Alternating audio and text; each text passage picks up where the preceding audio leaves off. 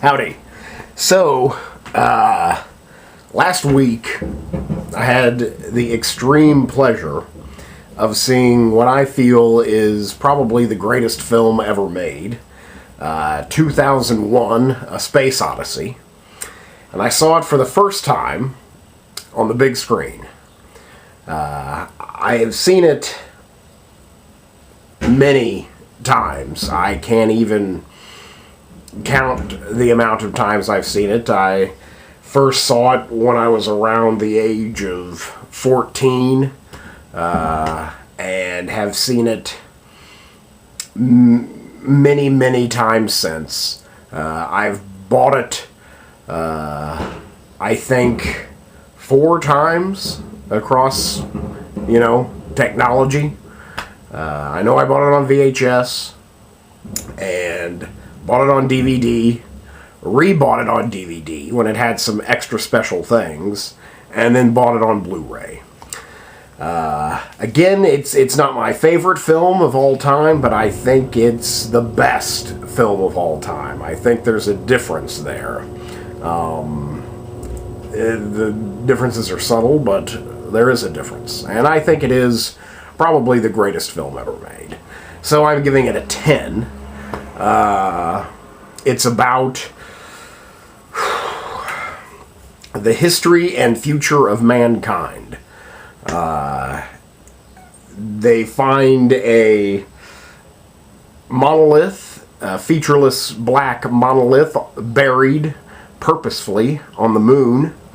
As soon as they unearth the monolith, it gives off a radio signal, which prompts them to take a mission to the source, which is near Jupiter.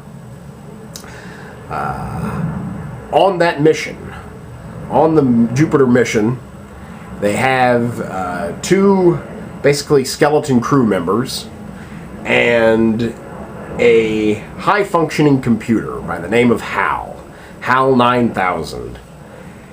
And, well, Hal, on his long journey, becomes self-aware and paranoid, and basically takes over the mission.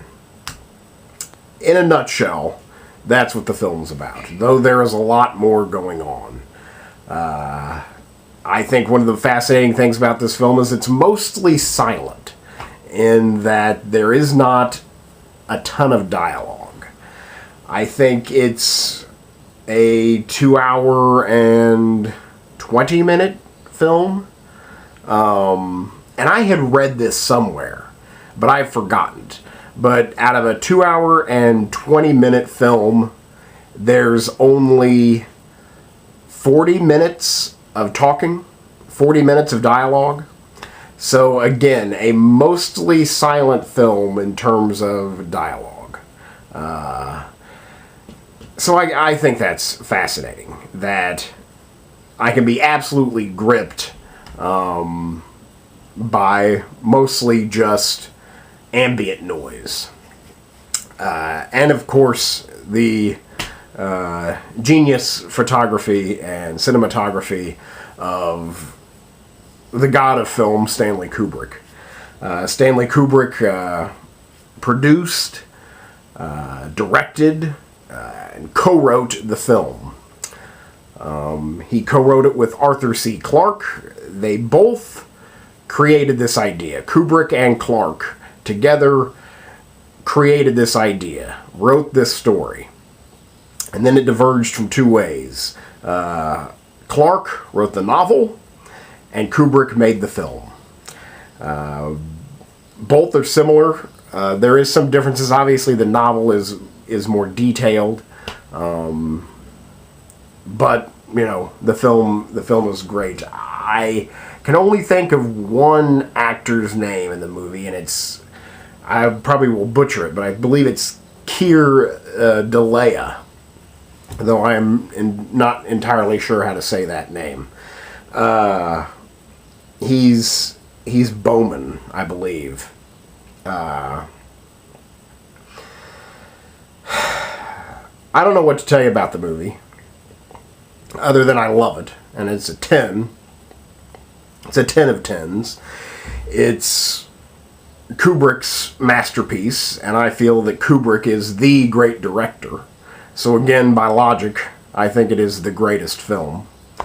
The cinematography is amazing. You could freeze frame any frame in the film, and it's like a painting. It's perfectly composed. The colors are gorgeous. The use of sound is phenomenal. The special effects, even by today's standards, are fantastic. You know, you don't really see anything that practical anymore. You know, or it's perfect, I don't think. You know, usually you can just nitpick anything CGI, but here it's like models and trick photography, and it all seems very real. The big thing here with seeing it on the big screen, saw a 70 millimeter print from the Warner Brothers vault. It was the opening night of a film festival I went to. The biggest realizations or newest things for me here, because again, I've seen this film, you know, many, many times, was one, sound.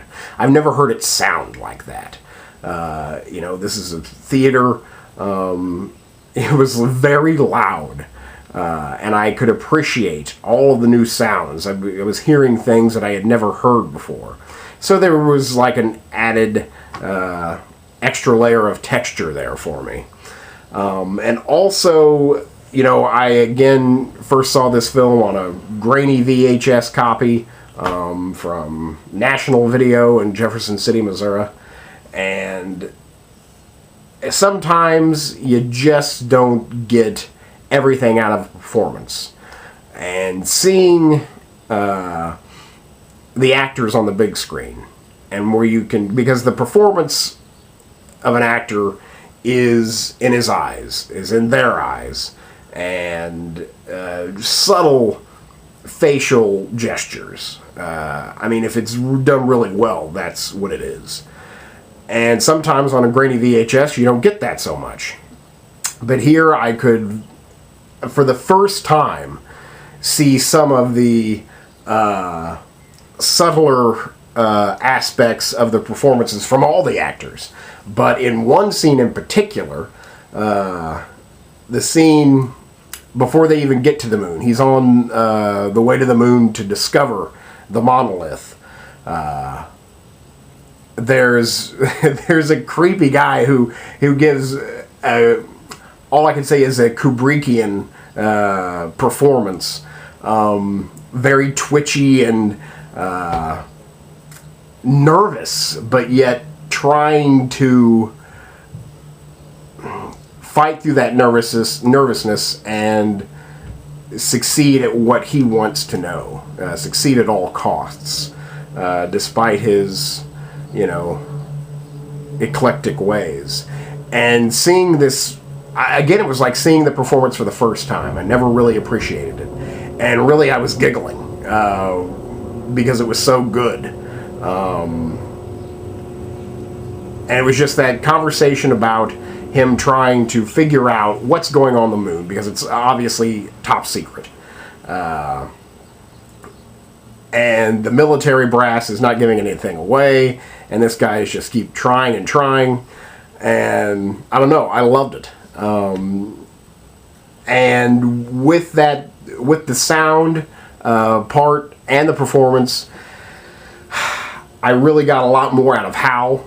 I don't know the actor's name who portrays Hal, but I don't think I've ever heard his performance quite like this, so loud and crystal clear. Really just awesome. I really don't know what else to say about the film. If you've never seen 2001: A Space Odyssey, well, I'm very confused by that. I don't know what you've been doing. You need to see it. It's very important. It, you know, changed the face of filmmaking. It's so deep. It's so true. It's so eventual that you just can't deny it. You just can't. It cannot be denied. Along with Empire Strikes Back, it's my favorite science fiction film. Again, I think science fiction films can really be divided into two main categories, and one that is science fiction, and the other one would be what I would call, and I think what has been called, science eventuality, is something that is grounded in life and really wants to make a accurate and realistic prediction of what life might be like. And so this is the greatest science eventuality film I've ever seen. I think it's the blueprint for all films like that. Gattaca pops to mind. It seems to be all that's popping to mind right now.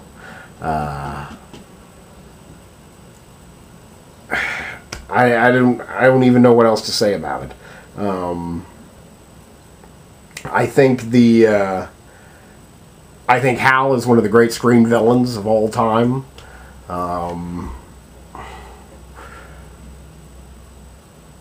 Really, and I mean the last 15 minutes, 17 minutes, the Jupiter and Beyond the Infinite, I was kind of really hoping that back in the day, you hear these classic stories of how there's an intermission built into the film, a 5 to 7 minute intermission, and everyone would run outside and do whatever drugs they had, and then would run back in and would lay down on the floor for the final act of the film. And I was kind of hoping that someone would do that. At the showing I saw, the intermission was actually extended, which I did not appreciate. I thought the intermission should have been left as is. In fact, I kind of wish the intermission weren't there at all. I don't like intermissions. I like to get through it, But no, alas, no one, as far as I could tell, I mean, I'm sure they went out and did drugs, but no one laid down on the floor. And I was kind of hoping at least one person would lay down on the floor. And I was kind of hoping it would be me, but I did not do it. So yeah, that was at least something I was hoping for. So again, this was more an extreme moment of pleasure for me, just because I do think it's the greatest film. It's something akin to a religious experience for me to watch. And now, finally, I saw it on the big screen. And I felt, complete afterwards. So, it was a fantastic night. It was a fantastic night. And, oddly enough, I got out of seeing this film and a pigeon, shit on me. I mean, just shit all over me. Shit on my head and on my face and on my shoulder. And I didn't mind so much, I mean, it still sucked, but it was like, okay, I just saw the greatest film of all time, and now a bird just shat on me. So I took it in stride, big picture kind of guy, I guess. So anyway, that's 2001: A Space Odyssey. It's Stanley Kubrick's masterpiece. I think it's the greatest film of all time. It's a 10. If you've never seen it, my God, do something about that. That's it. Thanks.